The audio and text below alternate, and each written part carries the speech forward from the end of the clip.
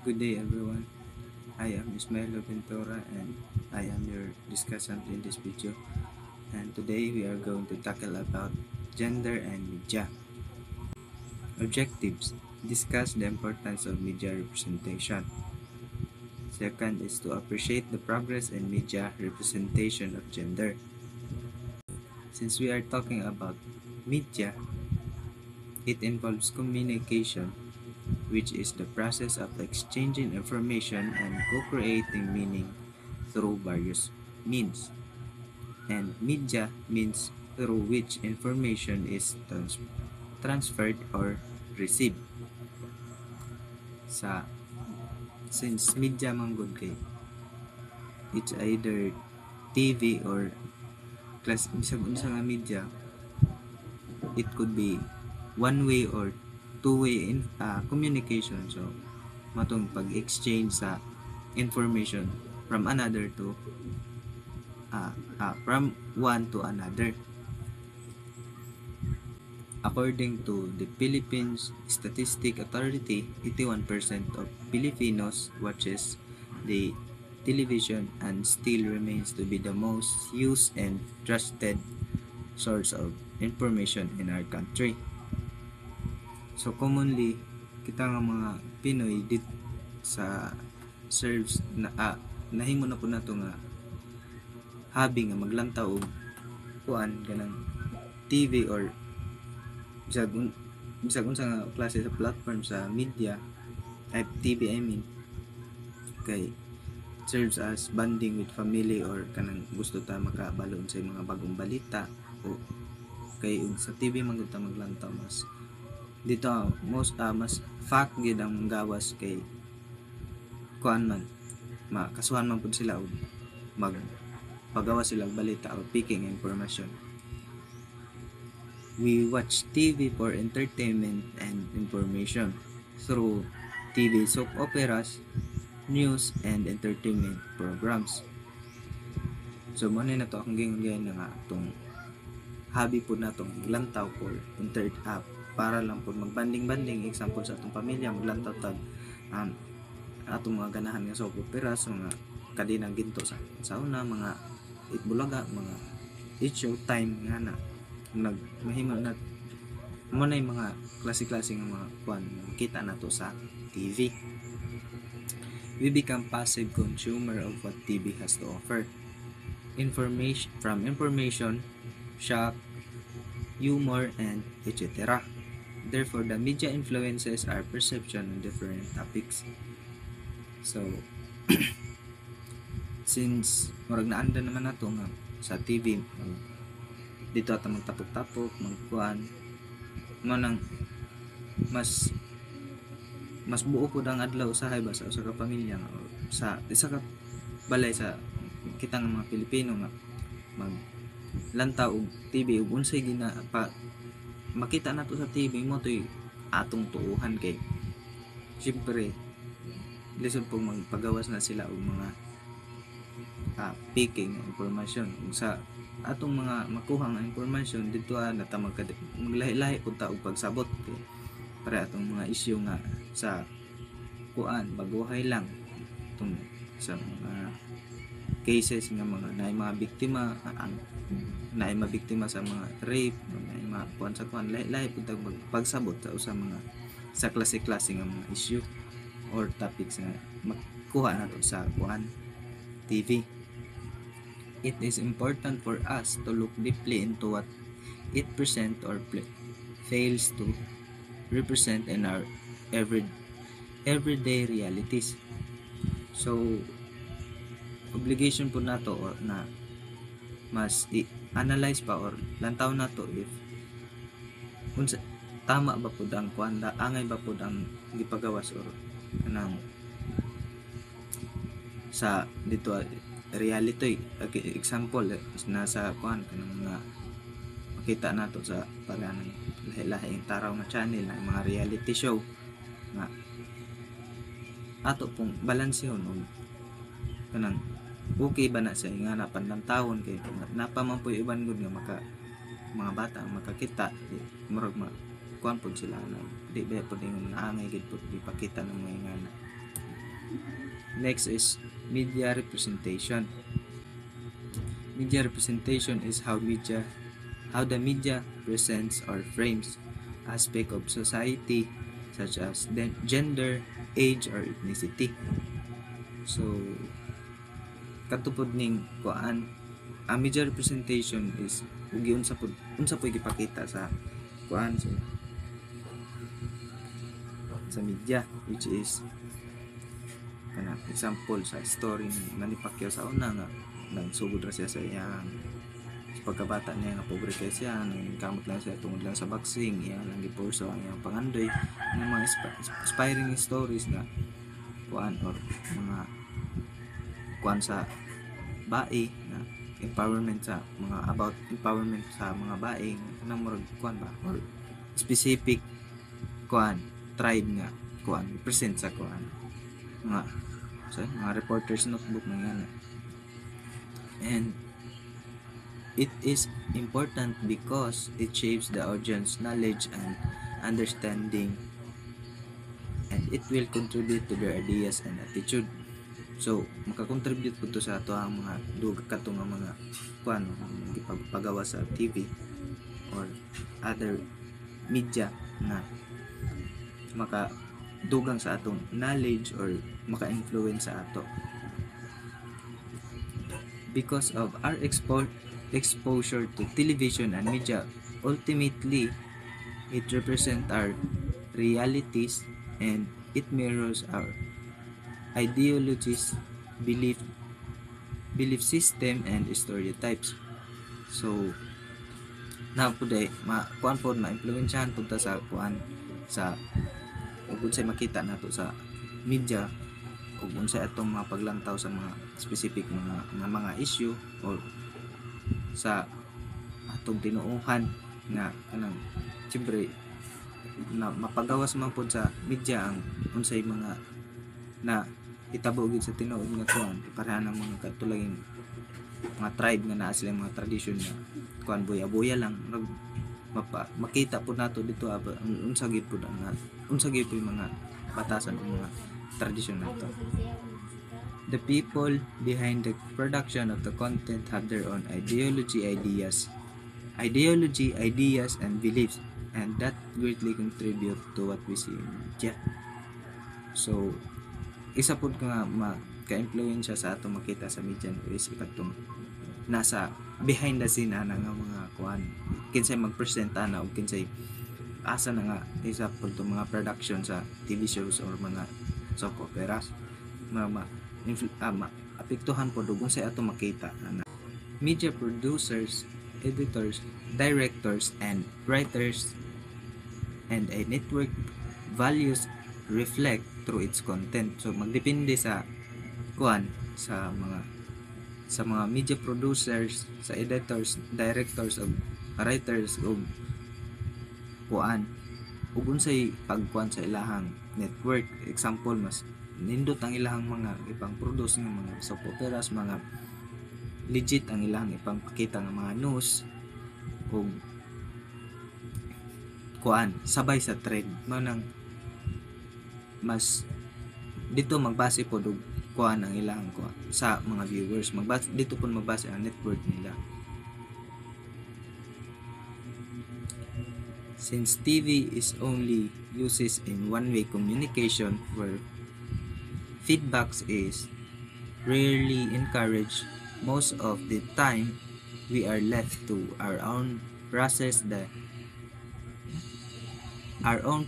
the ideas presented toward us. So kuan since ang TV kay one-way communication raman siya, dili ta makahatag og kuan, dili ta makatubag sa iya nga kuan sa iyahang mga sa example naghatag ang isa ka kuan isa ka reporter og iyahang opinion kasaybit gamay pero kita dili ba ta makatubag ug unsay pay atong ikuan na ng specific issue kay naman lisupog mo tubag ta sa TV murag nga na lang siya ba one way communication murag ang atong mga opinion is sa ato ra gid nato maingon nga maingon sa uban murag dili nato ma-express ang atong ideya. We passively laugh at stereotypes without giving at a second thought. So napoy usahay nga kanang makalantaw tag mga funny kuan sa media, kuratan ta nga makakatawa ta without considering nga murag nag discriminate na dito. Kay example, nakakita ka itong kuan katong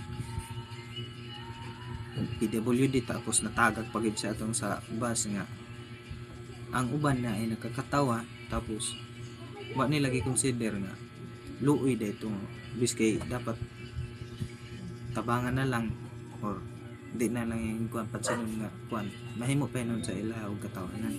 Murag ang stereotyping mugawas pud sa ato ba, although aware ta or dili. So for thank you, that's will be all my part, and I will give the next discussion will be Mr. Monsen Montares. Hello everyone, my name is Monsen C. Mondares, and I will be continuing the discussion that Mr. Ismael Ventura has started about gender and media. My topic is all about media stereotypes. Media stereotypes are simplified representations of a person, group of people, or a place through basic or obvious characteristics which are often exaggerated. We have talked about stereotypes on the previous reports.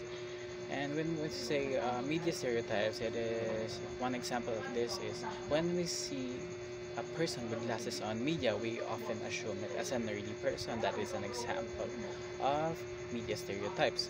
The LGBT community are highly misrepresented in the Philippine media. There are many stereotypes of LGBT in the media, and most are not flattering. So, this stems from the lack of understanding of Filipino people to the LGBT community. I have listed some examples. Often they are used as a comic relief in their portrayal of the loud and boisterous bakla. One example of a movie that often portrays a loud gay person is Petrang Caballo. Petrang Caballo is Vice Ganda movie, and Vice Ganda's portrayal of the main character is very loud, very obnoxious. Another is the straight male who acts bakla with exaggerated gestures. So one example I can think of is Destiny Rose, the sex-deprived muscular male homosexual. One movie that I can think about is My Father, Myself. If you have not watched this movie, I urge you not to, but it is so chaotic, it is so jarring, but the characters in this movie are very sex-deprived homosexual males. Or the awkward tomboy who eventually becomes a feminine woman after meeting the man of her dreams. So one example that I can think of is Must Be Loved by Catherine Bernardo and Daniel Padilla. There are very few LGBT main characters in the international television, and even very scarce in the Philippine television. They are often relegated as sidekicks, victims, or villains. We are living in a world today that LGBT people are often recognized, and they are the main characters in their show, but most of the time that is not the case, especially here in the Philippines. They are often relegated as sidekicks, such as a gay best friend or a tomboy best friend or the villain. Although there are a lot of LGBT celebrities in the Philippines who are out and proud of their sexual orientations, such as Boy Abunda, Vice Ganda, Aiza Zeguera, and Jake Zyrus, their sexuality is rarely the focus of the programs they are in.